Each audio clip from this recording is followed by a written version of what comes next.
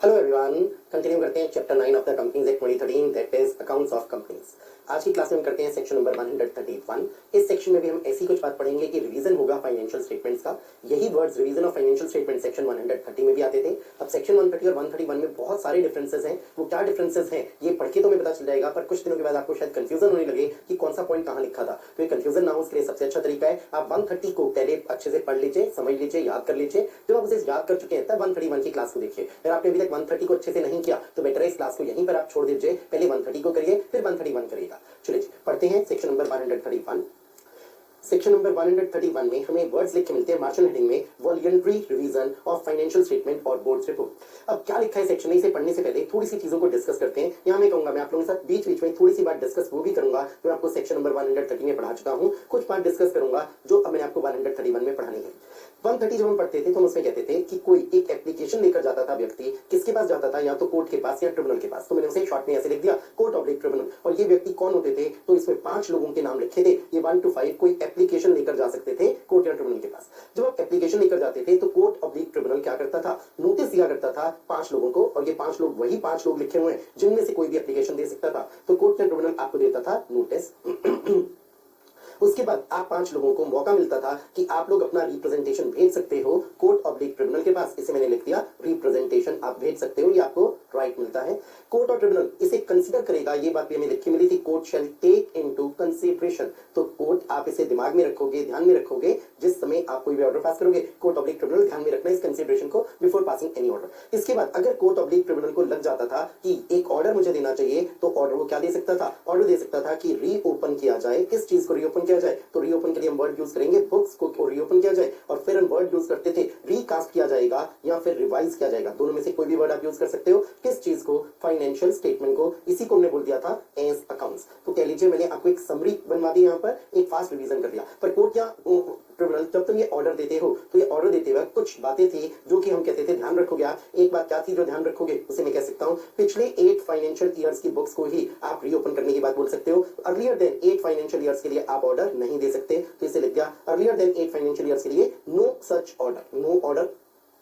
पर साथ में इसकी भी एक्सेप्शन थी। इसकी एक्सेप्शन हमने क्या पढ़ ली थी, अगर सीजी ने मान लेते हैं कोई ऑर्डर दिया था और ये सीजी का ऑर्डर आया था अंडर सेक्शन नंबर 128 कि आपको बुक्स को रखना है पीरियड, बुक्स के जो आप प्रिजर्व करोगे वो करोगे for a period greater than 8 financial years, तब हम कहेंगे ये एक्सेप्शन में केस आ जाएगा। एक्सेप्शन में केस आने मतलब अब कोर्ट ऑफ ट्रिब्यूनल आप ऑर्डर पास करके ये भी कह सकते हो कि 8 साल से भी लॉन्गर पीरियड की बुक्स को किया जाएगा वो रीओपन, और अकाउंट्स को किया जाएगा रीकास्ट, अकाउंट्स को किया जाएगा या फाइनेंशियल स्टेटमेंट्स को किया जाएगा रिवाइज। ये बात थी कोर्ट ट्रिब्यूनल आपके ऑर्डर के लिए। ये तुमने पीरियड को लेकर कुछ बात कर ली। साथ ही साथ हम कहें कोर्ट ट्रिब्यूनल जब तुम ऑर्डर पास करते थे तो तुम तभी ऑर्डर पास करते थे अगर कोई कंडीशन सेटिस्फाई होती थी। और वो कंडीशन क्या सेटिस्फाई होती थी, कंडीशन थी कि या तो ये जो अकाउंट्स बनाए गए हैं, फाइनेंशियल स्टेटमेंट्स बनाई गई हैं, वो बनाई गई हैं फ्रॉडुलेंट मैनर में, या तो ये बात की तसल्ली हो जाती थी तुम्हें कोर्ट या ट्रिब्यूनल, या फिर ये बात नहीं थी तो अफेयर्स ऑफ द कंपनी को क्या किया गया है, मिसमैनेज किया गया, जिसकी वजह से डाउट्स आ जाते हैं रिलायबिलिटी पर। अब मैंने सारी वर्ड्स को लिखने के बजाय बस उनका फर्स्ट लेटर लिख दिया। अगर कोर्ट या ट्रिब्यूनल के ऑर्डर पर आपने कंपनी किया है बुक्स को रीओपन और सर फाइनेंशियल स्टेटमेंट्स के अकाउंट्स को किया आपने रिवाइज, तो ये जो आपने फाइनेंशियल स्टेटमेंट्स अकाउंट्स को किया है रिवाइज, क्या ये अब फाइनल माने जाएंगे? हम कहेंगे बिल्कुल, क्योंकि कोर्ट ट्रिब्यूनल के ऑर्डर के हिसाब से किए गए हैं। मैंने आपको 130 को रिवाइज करवाया। इस समय रिवाइज क्यों करवाया, क्योंकि इस समय मकसद था कि हम इसका एक कंपैरिजन कर पाए विद सेक्शन नंबर 131। 131 को देखते हैं।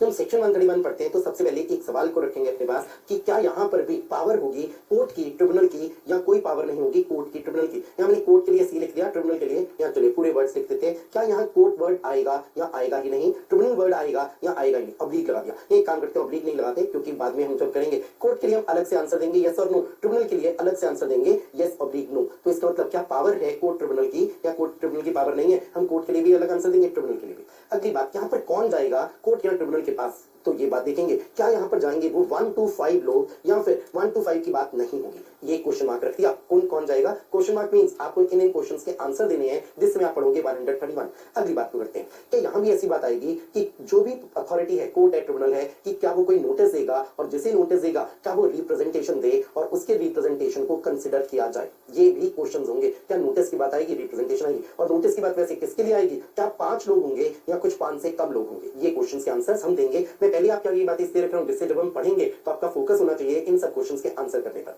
फिर हम एक बात को देखेंगे, यहाँ तो एक वर्ड लिखा हुआ है वॉल्यूंटरी रिवीजन। मैंने आपको मार्जिनल हेडिंग तो पढ़ाई थी तो उसमें वर्ड्स आ रहे थे वॉल्यूंटरी रिवीजन। क्या मतलब है वॉल्यूंटरी का? वॉल्यूंटरी का मतलब तो भाई देखकर ये लगता है कि आप खुद अपनी इच्छा से कंपनी रिवीजन करना चाहते हैं, और वॉल्यूंटरी रिवीजन का मतलब कंपनी के बिहाफ पर ये काम कौन करने की बात सोच होगा? बोर्ड। तो क्या वॉल्यूंटरी रिवीजन का मतलब ये है कि बोर्ड ऑफ डायरेक्टर्स चाहते हैं कि रिवीजन हो, और चाहे सेंट्रल गवर्नमेंट कोई एप्लीकेशन नहीं दे रही, इनकम टैक्स अथॉरिटी से भी कोई एप्लीकेशन नहीं दे रहा, पर बोर्ड चाहता है, क्या इसका ये मतलब होगा? ये एक सवाल को भी हम रेज करेंगे।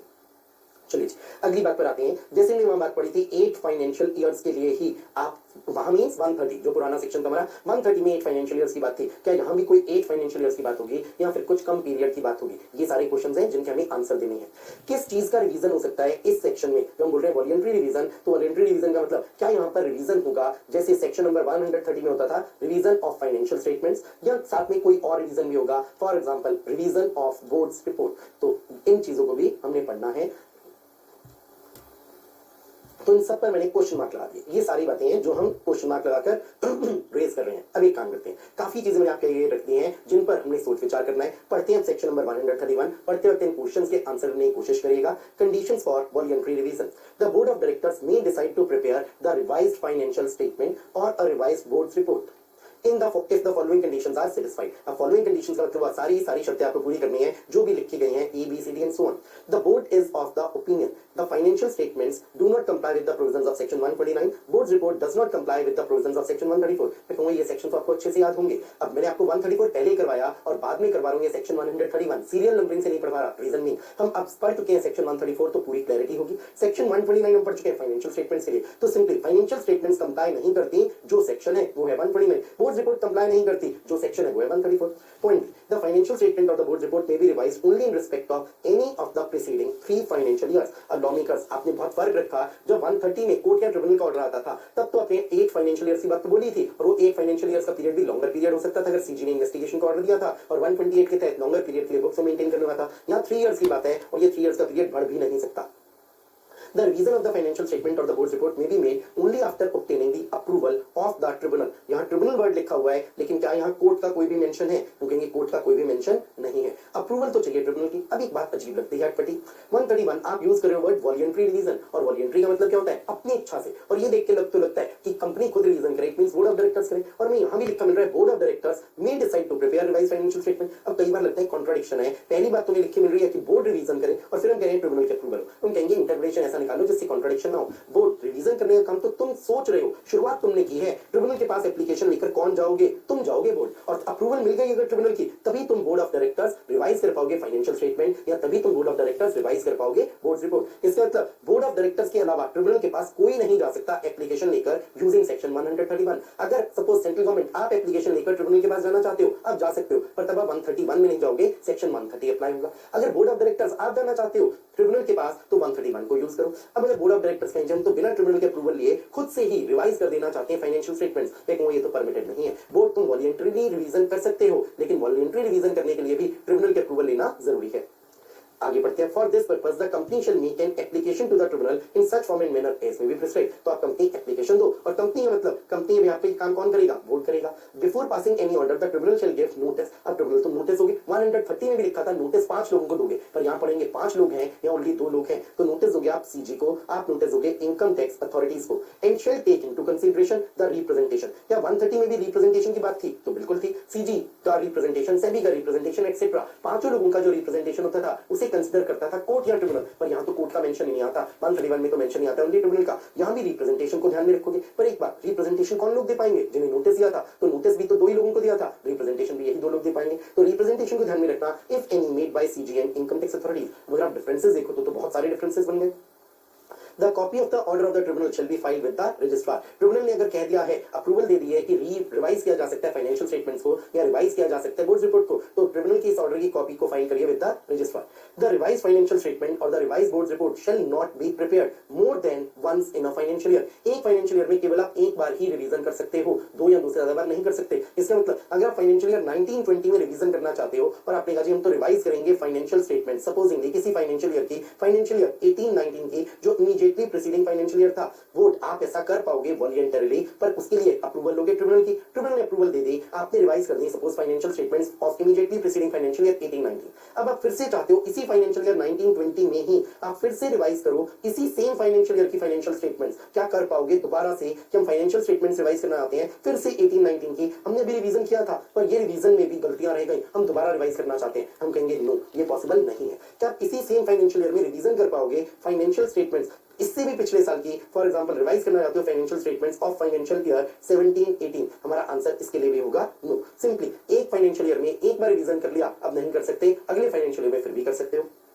The detailed reasons for the revision of the financial statement or the board's report shall be disclosed in the board's report prepared for the relevant financial year, which namely that is the financial year in which such revision is made। तो 19-20 की जो board report बनेगी जिसमें आपने revision किया है 18-19 की financial statements का, उसमें डिस्क्लोजर देना कि क्यों ये किया गया है। अब क्यों की वजह तो ये होगी कि फाइनेंशियल स्टेटमेंट्स गलत तरीके से बनाई गई हैं, ऑल्दो ये बात कहीं लिखी नहीं मिली कि क्यों ये रिवीजन किया जा रहा है। यहाँ पर कहीं ऐसे वर्ड्स यूज नहीं हुए कि फ्रॉडुलेंट मैनर में बनाई गई थी पुरानी किसी फाइनेंशियल ईयर की फाइनेंशियल स्टेटमेंट्स, ऐसी बात लिखी हुई नहीं मिली। ये भी लिखा हुआ नहीं मिला कि अफेयर्स मिसमैनेज हुए थे जिसकी वजह से कोई डाउट आता है with respect to reliability of financial statements. तो ये चीजें याद करने वाली हुई कि किस सेक्शन में क्या कीवर्ड्स हैं। अब एग्जाम में होता क्या है, कई बार एक बच्चा कहता है जी मैंने तो बहुत कुछ लिखा तो था पर जो कीवर्ड्स 130 के थे वो 131 में लिख दिए, या अपने पास से वर्ड्स लिखे लेकिन कीवर्ड्स नहीं लिखे, तो अच्छे मार्क्स नहीं ले पाते आप। अब देखते हैं मैंने जो क्वेश्चंस रेज किए थे, अगर उनके हम आंसर्स देते हैं, क्या वॉलंटरी रिवीजन है? मैं कहूंगा बिल्कुल वॉलंटरी रिवीजन है। किसके कहने पर हो रहा है? हम कहेंगे बिल्कुल ठीक, बोर्ड के कहने पर हो रहा है। पर एक बात है भाई, बोर्ड के कहने पर हो रहा है, पर बोर्ड क्या तुम अकेले डिसीजन ले सकते हो कि हम तो रिवाइज कर देंगे फाइनेंशियल स्टेटमेंट्स बिना अप्रूवल ऑफ ट्रिब्यूनल के? हम कहेंगे बिल्कुल नहीं, अप्रूवल ऑफ ट्रिब्यूनल तो चाहिए होगी।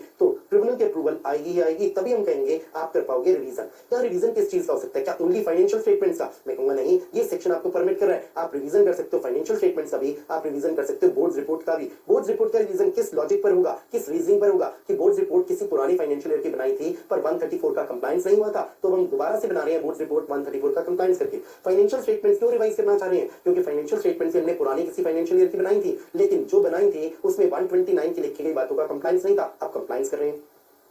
क्या एप्लीकेशन लेकर जाओगे कोर्ट के पास? मैं कहूंगा कोर्ट की तो यहाँ पर बात ही नहीं आएगी, एप्लीकेशन तो देनी होगी पर एप्लीकेशन क्या कोर्ट के पास जाएगी? बिल्कुल नहीं, कोर्ट की बात नहीं आएगी। तुमने यहाँ यस और नो की बात पहले लिखी हुई है, अब हम कहेंगे कोर्ट के लिए हम लिख देंगे नो। जबकि क्या ट्रिब्यूनल को आप एप्लीकेशन दोगे? Answer is yes. जब आप ट्रिब्यूनल को एप्लीकेशन दोगे तो ये 1 to 5 जो लोग लिखे हुए थे अंडर सेक्शन नंबर 130, एक काम करता हूँ इसे मैं लिखता हूँ 1 to 5 वो 5 लोग जिनका मेंशन था अंडर सेक्शन 130, क्या ये लोग एप्लीकेशन दे सकते हैं? मैं कहूंगा इनमें से तो कोई भी एप्लीकेशन नहीं दे सकता। जो लिखे गए थे इन सेक्शन नंबर 130 उनमें से नहीं, तो इसको तो नो लिख दिया। कौन देगा एप्लीकेशन? हम कहेंगे बोर्ड आप दोगे एप्लीकेशन, कंपनी आप दोगे एप्लीकेशन। तो कंपनी देगी एप्लीकेशन, कंपनी यहाँ पे बोर्ड देगा एप्लीकेशन। क्या जब ट्रिब्यूनल तुम्हें एप्लीकेशन मिलती है अंडर सेक्शन 131 तो क्या तुम नोटिस देते हो? मैं कहूंगा ये जो 1 to 5 थे इसकी बात हम नहीं करेंगे, हम कहेंगे 1 to 5 को नोटिस नहीं, यहाँ केवल 2 लोगों की नोटिस की बात आई है। अब ये भी आपको याद रखना है कि आप नोटिस दोगे, एक सेंट्रल गवर्नमेंट को, दूसरा दोगे इनकम टैक्स अथॉरिटीज को। क्या रिप्रेजेंटेशन देने का राइट होगा? मैं कहूंगा बिल्कुल होगा, पर उसी को तो होगा जिसे नोटिस दिया गया। क्या 1 to 5 को नोटिस दिया गया है? हमारा आंसर है नो, 1 to 5 को नोटिस नहीं दिया गया। नोटिस किसे दिया गया? 1 CG को और सेकंड इनकम टैक्स अथॉरिटीज को। तो रिप्रेजेंटेशन भी कौन देंगे? यही देंगे सेंट्रल गवर्नमेंट और इनकम टैक्स अथॉरिटीज। और ट्रिब्यूनल आप ऑर्डर देने से पहले, अप्रूवल देने से पहले क्या करना? आप इस रिप्रेजेंटेशन को कंसीडर करना जो सीजी ने दिया, इनकम टैक्स अथॉरिटीज ने दिया। क्या 8 फाइनेंशियल ईयर्स की बात आएगी? हम कहेंगे नो। और यहाँ पर कितनी फाइनेंशियल ईयर्स की बात आएगी? 3 फाइनेंशियल ईयर्स की बात आएगी। अगली बात, क्या यहाँ पे और कंडीशन भी है कि आप एक बार अगर कर लेते हो रिवीजन तो आप दोबारा नहीं कर पाओगे? तो बिल्कुल ठीक, मैं से कहूंगा वंस इन 1 फाइनेंशियल ईयर, एक फाइनेंशियल ईयर में जो रिवीजन होगा वो होगा केवल एक ही बार। तो आप 1 C कर सकते हो रिवीजन, इस बात को लिख देते हैं इन 1 फाइनेंशियल ईयर। एक फाइनेंशियल ईयर में रिवीजन होगा ओनली एक बार। चलिए अब हमने कंपैरिजन कर लिया, बहुत सारे चेंजेस अगर आप देखें 130 और 131 में मिल जाएंगे आपको। एक बार दोबारा से इन्हीं पॉइंट्स को पढ़ते हैं क्योंकि इसके आगे जो बात लिखी है वो तो रूल्स बनाने की बात लिखी है उसमें कोई खास सब्सटेंशियल बात नहीं है। किसको पावर मिलती है 131 में? हम कहेंगे पावर तो मिलती है बोर्ड आपको। क्या खुद से ये चीज लेकर जाओ ट्रिब्यूनल के सामने कि ट्रिब्यूनल हम चाहते हैं कि रिवाइज की जाए फाइनेंशियल स्टेटमेंट या रिवाइज की जाए बोर्ड रिपोर्ट, तो बोर्ड खुद इनिशिएटिव ले रहा है। यहाँ पर कोई central government, SEBI, income tax authorities etcetera initiative नहीं ले रही कि कंपनी की फाइनेंशियल स्टेटमेंट को रिवाइज करवाएं, कंपनी के बुक्स को रीओपन करवाएं। तो बोर्ड ने ही इनिशिएटिव लिया और बोर्ड कहते हैं हम चाहते हैं रिवाइज की जाए फाइनेंशियल स्टेटमेंट्स या रिवाइज की जाए बोर्ड रिपोर्ट। पर इसके लिए आपको क्या करना पड़ेगा? ट्रिब्यूनल को जाकर आप एक एप्लीकेशन दोगे कंपनी और अप्रूवल ऑफ ट्रिब्यूनल लोगे। अब कब ऐसा हो सकता है जो हम कहेंगे यहाँ कोई वर्ड्स ऐसे यूज नहीं हुए कि कोई फ्रॉडलेंट मैनर हो, मिसमैनेज हो। हमने कहा फाइनेंशियल स्टेटमेंट्स कंप्लाई नहीं करती उस सेक्शन से जो सेक्शन लिखा है, बोर्ड रिपोर्ट कंप्लाई नहीं करती उस सेक्शन से जो सेक्शन लिखा है। 129, 134 ये सेक्शंस अच्छे से याद होंगे। कितने पिछले सालों का रिवीजन हो सकता है? केवल पिछले 3 सालों का। एप्लीकेशन दोगे ट्रिब्यूनल को, ट्रिब्यूनल नोटिस देगा केवल 2 लोगों को, सीजी और इनकम टैक्स अथॉरिटीज को, और उनके रिप्रेजेंटेशंस को भी कंसीडर करेगा। ऑर्डर ऑफ ट्रिब्यूनल की कॉपी फाइल कर दो बेटा रजिस्ट्रार। ये तो सिंपल सा पॉइंट है। क्या एक से ज्यादा बार आप ऐसा कर सकते हो कि रिवीजन करो? बिल्कुल नहीं, मैक्सिमम एक फाइनेंशियल ईयर में एक बार, और रीजंस को आप डिस्क्लोज करोगे इन द बोर्ड रिपोर्ट। चलिए, अब जो मेन सेक्शन था 131 हमने कर लिया। अब तो छोटी छोटी सी बातें आ गई। सीजी में मेक रूल्स, सेंट्रल गवर्नमेंट अब आप रूल्स बना सकते हो और कुछ डिटेल्स लिख सकते हो इस 131 से रिलेटेड। तो as to the application, application means किस तरीके से अप्लाई होगा ये सेक्शन 131, और किस तरीके से अप्लाई होंगे अदर सेक्शंस उस सिचुएशन में जब किसी कंपनी ने रिवीजन किया अपनी फाइनेंशियल स्टेटमेंट्स का, या कंपनी ने रिवीजन किया बोर्ड रिपोर्ट का। तो जो जो प्रोविजंस है इस एक्ट के विद रिस्पेक्ट टू रिवीजन या रिवीजन ऑफ फाइनेंशियल स्टेटमेंट और रिवाइज बोर्ड रिपोर्ट, इन रूल्स में खास तौर पर ये बातें लिखी जा सकती हैं, प्रोविजंस बनाए जा सकते हैं according to which previous financial statement और board report are replaced or are supplemented by a document indicating the corrections to be made। अब ये पॉइंट एक इसलिए है, जरा सोचिएगा। मान लेते हैं आपने 131 को यूज किया ड्यूरिंग, मैं अब ये बात बोल देता हूं, आपने यूज किया है used section number 131 during financial year 1920, और इसे यूज करके मान लेते हैं आपने रिवाइज की हैं फाइनेंशियल स्टेटमेंट्स, और ये रिवाइज की हैं financial statements for financial year 1819। ये बात आपको गिवन है। अब सोचते हैं 18-19 फाइनेंशियल ईयर की फाइनेंशियल स्टेटमेंट्स तो फाइल कर दी गई होंगी विद द रजिस्ट्रार, और इसके हम सेक्शन 137 पढ़ चुके हैं। तो ये जो आपने फाइनेंशियल ईयर 18-19 की फाइनेंशियल स्टेटमेंट्स हैं आरओसी के पास फाइल है। अगर आरओसी के पास कोई इंस्पेक्शन करेगा तो उसे फाइनेंशियल 18-19 की फाइनेंशियल स्टेटमेंट्स मिलेंगी, पर वो तो पुरानी वाली होंगी। क्या ये रिवाइज भी फाइल होनी चाहिए विद द रजिस्ट्रार? हम कहेंगे बिल्कुल होनी चाहिए। तो अब देखते हैं इस बात को, यहाँ पर हम पढ़ सकते हैं, हम कह सकते हैं अब सेंट्रल गवर्नमेंट प्रोविजंस बना सकती हो आप किस बारे में, जो प्रीवियस फाइनेंशियल स्टेटमेंट थी, इसका मतलब जो रिवाइज नहीं थी, जो गलत थी, इनकरेक्ट थी, उसे रिप्लेस किया जाए। और किससे रिप्लेस किया जाए? With the revise financial statements. इसका मतलब जो 137 कहता था वो तो केवल ये कहता था कि आपने फाइनेंशियल स्टेटमेंट्स की फाइलिंग करनी है। कंपनी कहेगी जी 18-19 फाइनेंशियल ईयर की फाइलिंग तो हम कर चुके थे, अब रिवाइज जो फाइनेंशियल स्टेटमेंट्स बनाई है 18-19 की, हम उन्हें फाइल क्यों करें? 137 ऐसा नहीं कहता। तो हम कहेंगे ये बात सेंट्रल गवर्नमेंट रूल्स बनाकर कह देगी। सेंट्रल गवर्नमेंट कहेगी आपको क्या करना होगा जो प्रीवियस फाइनेंशियल स्टेटमेंट्स हैं इस फाइनेंशियल ईयर 18-19 की, उन्हें रिप्लेस करना होगा। रिप्लेस करना होगा किससे? रिवाइज फाइनेंशियल स्टेटमेंट से। अगली possibility, suppose central government rules बनाकर कहती है आप एक डॉक्यूमेंट बनाओगे और आप बताओगे जो फाइनेंशियल ईयर 18-19 पुराना फाइनेंशियल ईयर था उसकी फाइनेंशियल स्टेटमेंट्स आरओसी के पास फाइल हो चुकी थी, उनमें और रिवाइज फाइनेंशियल स्टेटमेंट्स में क्या क्या डिफरेंसेस हैं, आपने क्या क्या रिवीजंस किए हैं, उसका एक डॉक्यूमेंट बनाओ, तो उसे सप्लीमेंट करो बाय अ डॉक्यूमेंट। इसका मतलब पुरानी फाइनेंशियल स्टेटमेंट जो आरओसी के पास फाइल थी वो तो वही पुरानी फाइल रहने दो, जो जो आपने रिवीजंस किए हैं वो रिवीजन बता दो, सप्लीमेंट करके एक डॉक्यूमेंट बनाकर। चलो जिससे पता चल जाए क्या क्या करेक्शंस हुई हैं। पॉइंट बी को पढ़ते हैं। Make provisions with respect to functions of the company's auditor in relation to revise financial statement और बोर्ड रिपोर्ट। अब भाई कंपनी ऑडिटर का काम बढ़ गया।